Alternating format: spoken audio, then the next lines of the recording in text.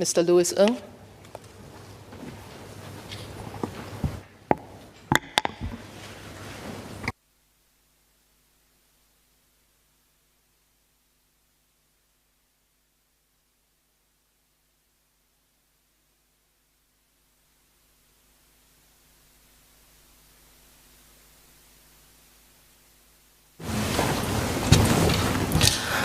Madam, every car ride is a journey. On such journeys, when you have young kids, like my wife and I, there are certain things we will never forget to bring. For Ella, there's her LOL doll. For Katie, there's her LOL doll. And for Poppy, you guessed it, there is her LOL doll. There was a time when my daughters each received different toys, and they would bicker over who gets what. Then one day, my eldest daughter, Ella, told me, "Daddy, why don't you just give us the same toy so we don't need to quarrel anymore?" Wise advice from that little one that I gladly followed. But there's something more important than anything else to bring, even these dolls, and that is our child car seats, enough for all three of our girls. Madam, a child car seat can help save lives. A few years ago, a young mother sat in the passenger seat of a car, cradling her child in her arms, and why not? It was a day of perfect road conditions. The sky was clear, the roads were dry, and the traffic was light. But in just seconds, the car crashed. The child fractured her skull, bled from her mouth and her nose, and faced severe brain damage. After 3 days on life support, the child passed away. I spoke to A&E and neonatal ICU doctors, and they shared with me many more such stories, whose details are too gory for this house. They all tell me a child car seat could have made a difference. Indeed, that is why we require young passengers of all cars to be secured in a child car seat. All cars except one kind, taxis. If your child rides a taxi today, there is no legal requirement for them to sit in a child car seat. Today, I will offer 4 recommendations that will make taxi and PHC rides safer for the children of Singapore. LTA is already working hard on this issue of child car seats. They have consulted with stakeholders and members of the public. I thank LTA for their hard work. But as they have shared, opinions are very divided, and a compromise remains elusive. To build a compromise, I've spent months speaking with LTA, parents, taxi drivers, PHC drivers, doctors, and other members of the public, and Taxi Baby, an organization involved in child car seats. I'm also a parent who brings child car seat onto taxis and PHCs. My wife does not have a driving license and relies on public transport, so we too understand the difficulties and the trade-offs involved. Is it easy and convenient? No. Were my kids screaming when put in child car seats initially? Yes. But if we start them in a child car seat as newborns, they get used to it quite quickly and the screaming stops. Most importantly, would it significantly lower the risk of injuries and death during accidents? Without a doubt, yes. I thank all the taxis and PHC drivers who have patiently helped my wife and I as we put 3 little ones in child car seats. They understand why we want to, and they are supportive. Madam, I believe the proposals I will share today represent a way forward that will satisfy and benefit everyone. I'm speaking about this so that no one lives in regret. Not the child who faces serious injury or death, not the parents who wish they could have done more, and not the taxi and PHC drivers who will have to live with the guilt. Let me start with my first and main proposal. The government should provide 2 child car seats to every taxi and PHCs currently on the road. Since it's given free, passengers should be able to use them for free too. Children of different ages require different child car seats, so the first seat should be for children aged 9 months to 4 years old. A seat like this.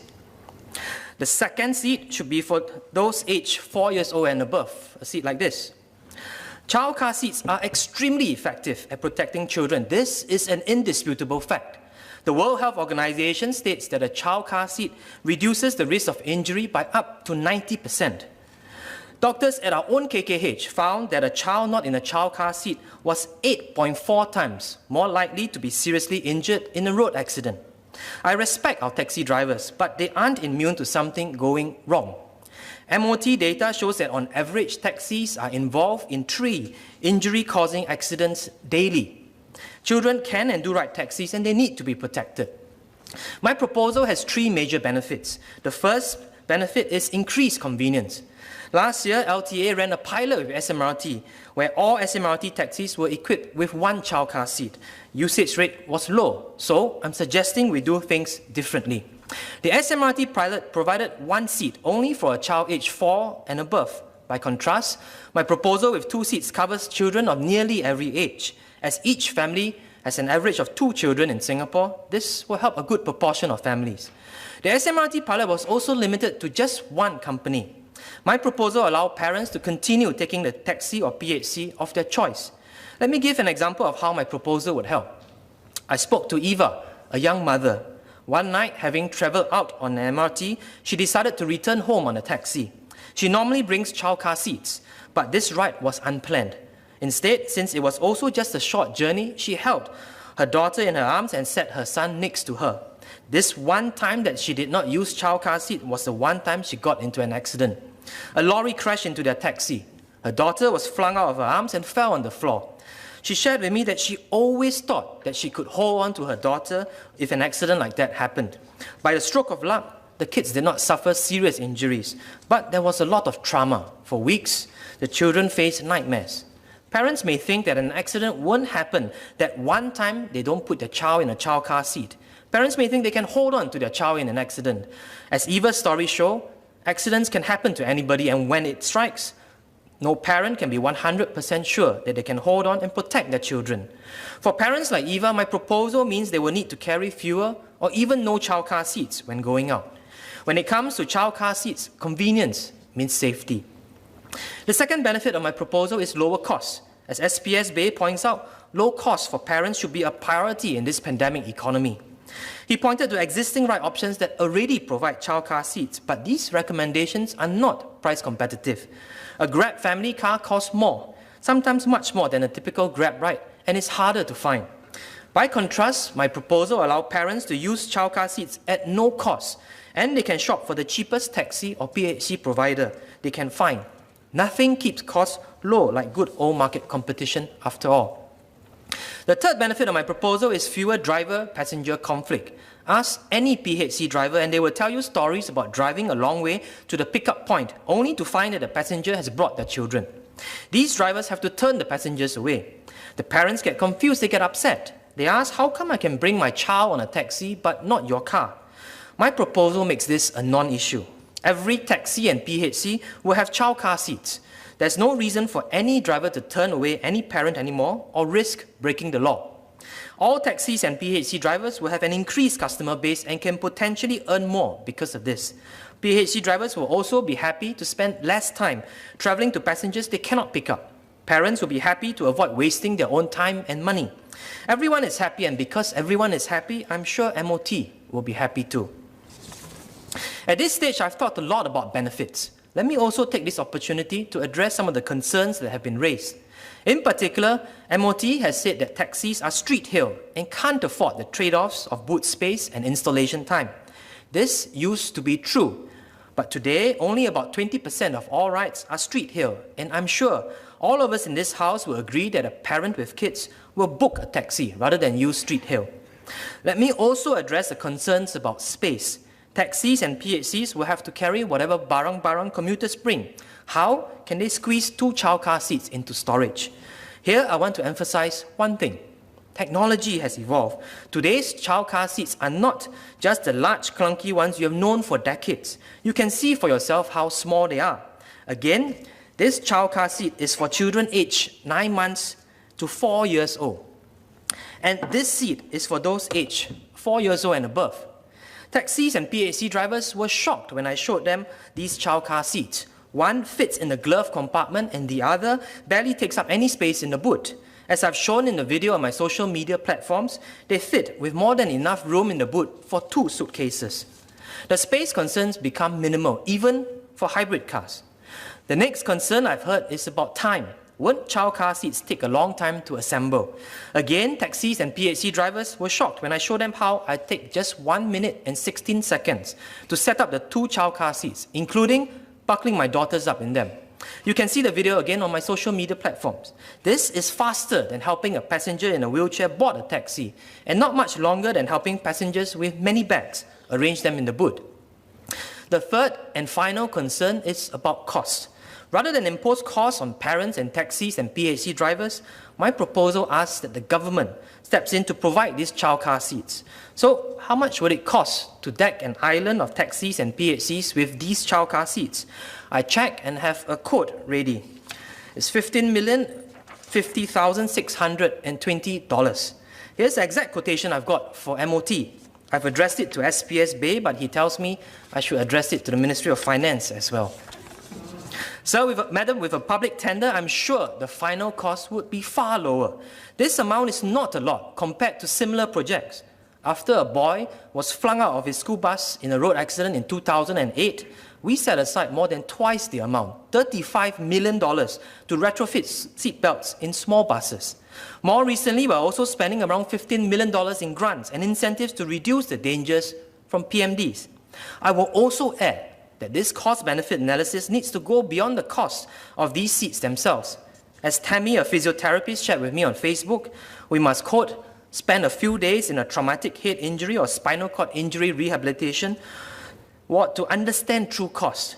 How do you cost the loss of vocation, loss of bladder control, loss of memory, loss of executive functioning, loss of time, loss of potential, and the resultant burden on families?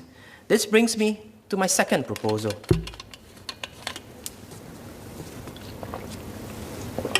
My second proposal is to launch an awareness campaign. This campaign will focus on two things. One, the universal availability of child car seats in taxis and PHCs, and two, the critical importance of using these seats. Many parents don't know that child car seats are important. Indeed, about 50% of road accidents involving children, child car seats were not used. It's not hard to guess what went through those parents' mind. I recall when we drove up to Cameron Highland years ago, Ella, then a little baby, cried almost the entire way in her child car seat. She hated the idea of sitting anywhere other than on mommy and daddy's lap. Sometimes the most instinctive thing for a parent to do is to hold their child tight. I can hardly blame anyone for this instinct. I feel it myself. But we must do what is right for our children, not just what feels right. We must build a culture where child car seats are always used, not just sometimes, not just occasionally, but always. My proposal of providing child car seats to taxis and PHCs would be a key part of this awareness campaign. The government could tie up with taxi operators, ride-hailing companies, the National Taxi Association, and the National Private Hire Vehicles Association. There could be joint marketing campaigns, from banners on our streets to notification on apps to in-vehicle stickers for raising awareness on child car seats. As an added bonus, helping parents learn about child car seats in taxis and PHCs will also encourage them to use them in their own cars if they eventually buy one. Madam, my third recommendation is to work with hospitals to increase access and use of infant car seats and change mindsets right at the start. Hospitals should include in the prenatal classes lessons on how to use infant car seats, just like how they teach parents how to safely carry, feed, bath, and change infants. Traveling safely is no less important. I'm glad that KKH already includes a child car seat in its packing checklist for parents admitting for delivery. After all, most infants are brought home from hospitals in cars. What precedence does it set if at the very first car ride, it doesn't involve an infant car seat? To help parents, hospitals could provide infant car seats at a low price. I understand there were previous discussions with hospitals about supplying a subsidized infant child car seat costing as low as $99. In fact, there are options out in the market now costing as low as $79. These are easy to carry and can fit easily onto a stroller. Hospitals can sell this to parents who do not have infant car seats ready at the point of discharge. I hope the government can facilitate a pilot like this. Again, with a public tender and buying in bulk, I'm sure the price will be even cheaper. The price of these seats can also be added to the hospital bill to help lower-income families manage costs. This can then be covered by Medifund where needed. We can also consider allowing parents to use their CDA account to pay for this infant car seat. Finally, I call on the government to study the impact of my proposals, collect additional data on car accidents involving children, and study the experiences of other countries, all with an eye to reviewing whether our laws should be updated to make child car seats compulsory in taxis. In addition, jurisdictions such as Germany, California, and New South Wales already require the use of child car seats in taxis. We should study their experiences and apply their learnings. Madam, I know my proposals will involve operational concerns. Let that not stop us from taking action. My fellow MP and advisor to the National Taxi Association and National Private Hires Vehicles Association, Ms. Yeo Wan Ling, shared their feedback with me. The drivers and associations are supportive of this move to ensure the safety of our young families in Singapore. Having these options will expand the ridership base for both our taxi and private hire drivers. However, she also noted that there are some operational and safety constraints, such as maintaining the cleanliness of child car seats, disinfecting these seats to ensure high standards of hygiene, and the time taken to set up these seats. These are valid concerns, and I welcome feedback from all stakeholders to refine the proposals. As we all share the same concerns for safety of our children, I have no doubt that we can work together to find a feasible arrangement which addresses the operational and safety concern. I look forward to further dialogues with the associations, LTA, and other stakeholders to strengthen the proposals and make our journey safer for our children while taking into account the various trade-offs. Madam, in conclusion, I would like to remind all of us that times have changed. We decided to exempt taxis from child car seats a few decades ago. Child car seat technology has improved drastically since then. What was safe is now even safer. What was impractical is now practical. Our laws and policy must keep up. In 2006, the idea of installing seatbelts in school buses was raised in this House. The government then replied, let's think carefully about this. After all, there has been no serious injuries for the past 6 years. But just 2 years later, a boy was flung out of the school bus and died. This roused the government to immediate action. Within the year, we mandated the installation of seatbelts in school buses and funded it. Let us not wait for another young one to be hurt before we take action. Taxis are involved in, again, about 3 injury-causing accidents on average each day. It's a matter of when, not if. Don't just take it from me as well. Doctors are pushing hard for this too. Associate Professor Chong Sulin from the Department of Emergency Medicine at KKH said, quote, just as it would spare nothing to give our children the best, we must endeavour to put them in appropriate car restraint to protect them in the event of a road collision. We must choose to avoid death and permanent brain damage that can occur if an unrestrained child gets seriously hurt, unquote. Another doctor from KKH, Dr. Nirmal Vishrudan, said, quote, motor vehicular incidents can be especially traumatic in infants. Using an appropriate car restraint reduces this risk several folds. They can be flung from the car seat if unrestrained and develop head injuries which can cause brain damage. As a parent and pediatrician, it is hard for me to see the children deteriorate or die from these severe injuries. The parents too may suffer from massive guilt of disregarding the importance of strapping them in, unquote. Madam, I join the doctors and many others in calling for this important change that will help save lives. Let me end with a quote as always. Quote, a health and safety problem can be described by statistics but cannot be understood by statistics. It can only be understood by knowing and feeling the pain and anguish and depression and shattered hopes of the victims and of wives, husbands, parents, children, grandparents, and friends, unquote. Thank you, Madam. Senior Parliamentary Secretary B.M. King.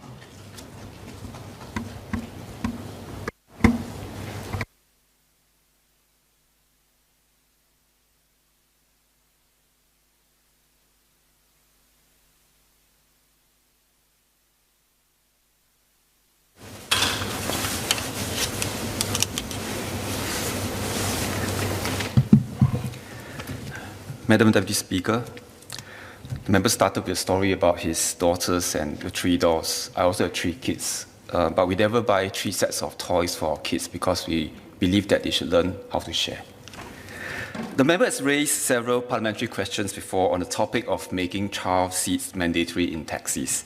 I would like to commend the member for his efforts in engaging the different stakeholders and raising awareness for the importance of child seats. In fact, it was the member who first gave the idea for SMRT's booster seat trial. We also enjoyed the video he made with 2 adorable daughters and shared on social media. We all agree that safety is important. Therefore, we have introduced many measures to protect the safety of motorists, their passengers, and other road users. These include good traffic rules, stringent standards in driving, in awarding driving and vocational licenses, effective traffic management systems, and enforcement. As an additional measure to protect our children, we require all passengers under 1.35 meters in height to be properly secured using approved child restraints or booster seats when traveling in motor vehicles. Taxis are the only exception to this rule. Our practice is similar to countries such as Japan, the Netherlands, New Zealand, United Kingdom, and some jurisdictions in the US, including New York and Washington, D.C. The member is right that places like Germany, California, and New South Wales strictly require child restraints and booster seats to be used in taxis. However, in these places, the onus is generally on the parents to bring along the required types and number of child restraints and booster seats. Taxis there are generally not required to provide the child restraints and booster seats. Let me explain the rationale behind this long-standing exception. Over the years, there have been concerns about bulky child seats taking up significant boot space in taxis and the time taken to install and remove them for each trip. As children of different age groups require different types of restraints and seats, there were also concerns about how to ensure that taxis had the right configuration of child seats to cater to different families. The alternative was for parents to be responsible for providing the child seats, as is the practice in some countries. But there were practical challenges about parents having to lug heavy, bulky car seats around, especially those with bigger families. As the member has rightly pointed out, more portable child restraints and seats have become available on the market in recent years. In 2019, LTA conducted consultations with the public, drivers, operators, and other stakeholders on a suite of regulatory changes for the taxi and private hire car or PHC sector. At that time, we had also sought public and industry feedback on the option of mandating the use of child restraints and booster seats in taxis. However, views were split almost right down the middle. Even within each group of stakeholders consulted, there were different views. Amongst parents, less than half the respondents to the public consultation supported requiring all children to be properly secured in child restraints or booster seats in taxis. Some parents felt that they are fundamentally responsible for the child's safety and should be able to decide whether to bring and use child restraints and booster seats. Even if taxis and PHCs are equipped with child restraints and booster seats, some parents also voice concerns regarding their hygiene and may prefer not to use them. I expect the concerns to be greater now during the current pandemic. Larger families will also have to divide themselves into multiple vehicles as the carrying capacity of taxis will be reduced with child restraints and booster seats. For example, a family with 2 adults and 3 children can commute in one taxi now. If we impose a child seat requirement, the carrying capacity will be reduced to 4, and this family will need to take 2 taxis. And I believe this applies to the member's family as well. Taxi drivers also raise concerns about mandating child seats because of the flag and go nature of street hail trips. It is not possible for commuters to indicate their requirements for child restraints and booster seats in advance. Drivers express concerns about their own safety and causing traffic tailbacks and unhappiness from other road users as they set up the child restraints and booster seats by the side of the road. The member mentioned that setting up child restraints and booster seats take less time than helping a passenger in a wheelchair to board a taxi. There is a difference. Passengers in foldable wheelchairs typically board on the side of the street. They are helped on board, the wheelchair is folded and stowed in the boot. Child restraints and booster seats are quite different. If there are more than one child restraint and or booster seats, one of them would have to be set up on the side of the road. The parent will also have to squeeze in between the 2 children. I note that the member has not shown us his trick in his video of how he managed to squeeze in between his 2 kids on the booster seats. Operators also provided feedback that taxis are expected to meet the needs of diverse groups of passengers. It is not feasible to expect taxis to be equipped with a full range and number of child restraints and booster seats to cater to the different age groups and number of child passengers that they may pick up. While models proposed by the member are portable, they are for children who are about 9 months or older. Child seats for young infants still tend to be bulkier and more expensive. So we will work with the operators to review how the member's suggestion will affect the remaining boot space for other passengers, such as those with foldable wheelchairs or luggage. In the meantime, we have observed a significant increase in the number of bookings for family-friendly ride-hail services, where parents can indicate their requirement in advance for child restraints and booster seats. Our point-to-point transport operators are sensitive to the market, and greater demand for child restraints and booster seats from parents will spur operators to increase the provision. In fact, SMRT has already conducted a booster seat trial, which the member is familiar with. For the trial, about 1,750 SMRT taxis were equipped with a booster seat each. Although SMRT's booster seats were provided at no extra cost to the passengers, the take-up rate was still low. We acknowledge the member's proposals to provide 1 child seat and 1 booster seat in each taxi, this is the first proposal, and to work with hospitals to increase access and use of infant car seats, his third proposal. These are new ideas which we will share with the relevant agencies and stakeholders.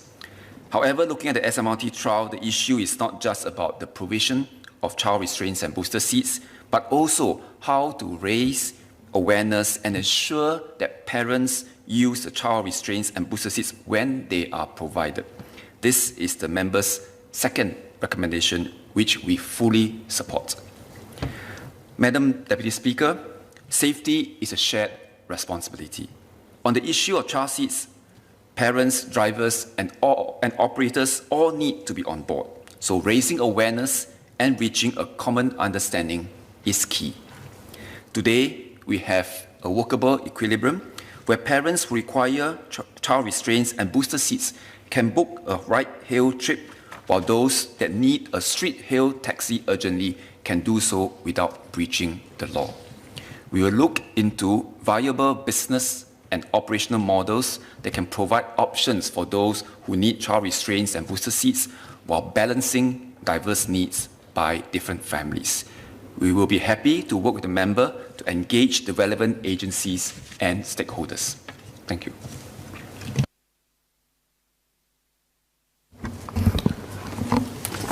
The question is that Parliament do now adjourn. As many as are of that opinion, say aye. To the contrary, say no. I think the ayes have it. The ayes have it. Order, order.